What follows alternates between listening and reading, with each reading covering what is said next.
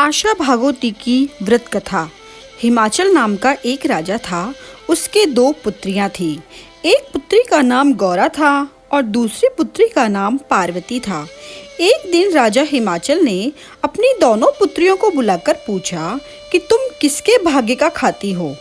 पार्वती ने कहा कि पिताजी, मैं तो अपने भाग्य का खाती हूँ। लेकिन गौरा ने राजा हिमाचल को प्रसन्न करने के लिए कह दिया कि पिताजी, मैं तो आपके भाग्य का खाती हूँ। इस बात पर राजा को पार्वती पर बहुत गुस्सा आया। उसने ब्राह्मण को बुलाकर कहा कि पार्वती के लिए कोई भिखारी वर ढूंढे और गौरा के लिए कोई राजा वर ढूंढे। ब्राह्मण ने गौरा के लिए ईसर जी ढूंढ दिए और पार्वती जी शिवजी की बहुत पूजा करती थी, इसलिए उसने शिवजी से विनती की कि वे ही उसके पति के रूप में मिले। इसलिए महादेव एक भिखारी का भेष बनाकर नगर के मुख्य द्वार पर बैठ गए। जो ही ब्राह्मणों ने दरवाजा खोला तो वहाँ एक भिखारी मिला। वे उस भिखारी को पकड़कर राजा हिमाचल के पास ले आए। राजा ने गौरा को बहुत सी धन दौलत देकर विदा किया और पार्वती को 5 बर्तन व 1 जोड़ी कपड़े देकर विदा किया। शिवजी पार्वती जी को लेकर कैलाश पर्वत पर जाने लगे तो रास्ते में जहाँ जहाँ भी पार्वती जी ने दूब पर पैर रखा वहीं वहीं वह दूब जल गई। शिवजी ने पंडितों को बुलाकर इसके बारे में पूछा तो पंडित बोले कि पार्वती जी अपनी भाभियों के साथ आशा भागवती का व्रत करती थी। उन्होंने तो अपने पीहर जाकर उद्यापन कर दिया, लेकिन पार्वती जी ने यह उद्यापन नहीं किया तो इसी दोष के कारण दूब जल जाती है।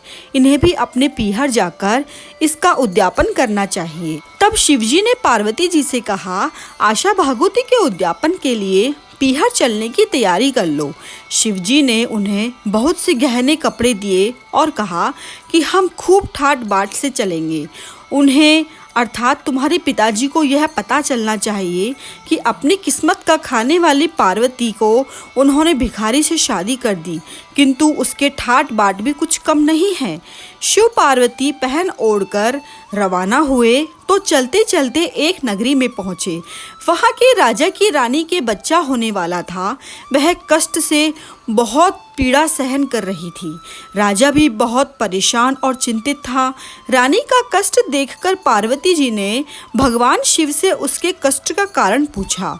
उन्हें जब मालूम हुआ कि इसके बच्चा होने वाला है और इसी कारण इसको इतना कष्ट हुआ है तो पार्वती जी ने महादेव से कहा, हे महादेव, मुझे तो बच्चा नहीं चाहिए, मेरी कोख को बांध दो। शिवजी ने कहा, आगे चलो, कोख को मत बंधवाओ, तुम बहुत पछताओगी। आगे एक घोड़ी के बच्चा होने वाला था तो वह घोड़ी भी कष्ट में थी। उसे देखकर पार्वती जी फिर से कहने लगी कि मेरी कोख को बांध दो। तो महादेव जी ने उन्हें वापस से समझाया और उनको आगे चलने के लिए कहा। उन्हें फिर एक गाय कष्ट में मिल गई। अब तो पार्वती जी जिद करके बैठ गई। कहने लगी कि बच्चा होने में बहुत कष्ट होता है, इसलिए मुझे बच्चा नहीं चाहिए, मेरी कोख को बांध दो, तभी मैं आगे चलूँगी। तब शिवजी ने उसकी कोख को बांध दिया और वे लोग फिर आगे चलने लगे। जब पार्वती जी अपने पीहर के निकट पहुंची तो पार्वती के ठाट बाट को देखकर सबने खूब सम्मान किया। तब पार्वती के पिता हिमाचल ने कहा, पार्वती, तेरा ही कहना सही है, सब अपनी किस्मत का खाते हैं, क्योंकि गौरा को मैंने सब कुछ दिया था पर उसका सब धन नष्ट हो गया। वह अपने ससुराल में बहुत दुखी है। पार्वती जी अपनी भाभियों के साथ उद्यापन की तैयारियां कर रही थी तो पार्वती जी ने महादेव जी से कहा, मुझे भी उद्यापन की तैयारी करनी है। तो महादेव ने 1.25 करोड़ का मुंदड़ा दिया, जिससे पार्वती जी ने ऐसी तैयारी की कि भाभियां देखती रह गई। सुहाग पिटारियों में गहने, कपड़े, मोहरे, दक्षिणा में सोने चांदी और हीरे मोती के बर्तन देखकर वो बोली, हम तो राजा हैं और महीनों से तैयारी कर रहे थे, तब भी इतनी तैयारी नहीं कर पाए। धूमधाम और गाजे बाजे से सबने उद्यापन कर दिया। महादेव के जीवने के लिए हिमाचल राजा ने तरह तरह की रसोई बनवाई। महादेव जब जीवने बैठे तो उन्हें मजाक सूझी और ससुराल वालों को चमत्कार दिखाने की इच्छा हुई। उन्होंने सारा भोजन खा लिया। पार्वती जी के लिए कुछ भी ना बचा। खाना खाकर महादेव चलने की जल्दी करने लगे। इतना समय नहीं था और खाना बन पाता, तो पार्वती जी ने देखा कि छींके पर एक जली हुई रोटी और बथुए की उबली हुई पिंडिया रखी थी। सो पार्वती ने वही खाकर पानी पीकर महादेव के साथ में रवाना हो गई। राह में धूप और थकान के कारण एक पेड़ के नीचे बैठ गए। महादेव ने पूछा, पार्वती जी, पीहर में क्या क्या रसोई जीम कर आई हो? तो पार्वती जी ने कहा, महादेव, जो आपने खाया वही मैंने भी खाया। थोड़ी देर बाद पार्वती जी को नींद आ गई, तो शिवजी ने उनके पेट की ढकनी खोलकर देखा तो पता लगाया कि पार्वती जी ने तो जली रोटी और बथुए का पिंडिया और पानी ही खाया है। जब पार्वती जी सोकर उठी तो महादेव ने कहा, पार्वती जी, तुमने तो कहा था कि मैंने जो खाया वही तुमने भी खाया, किंतु तुम्हारे पेट में तो जली हुई रोटी और बथुए की पिंडिया और पानी है। तो पार्वती ने कहा, आपको कैसे मालूम हुआ? तो महादेव ने कहा, मैंने तुम्हारे पेट की ढकनी खोलकर देख लिया। पार्वती जी ने कहा, महादेव, ऐसा नहीं होना चाहिए। औरत पीहर की इज्जत ससुराल में रखती है और ससुराल की इज्जत पीहर में रखती है।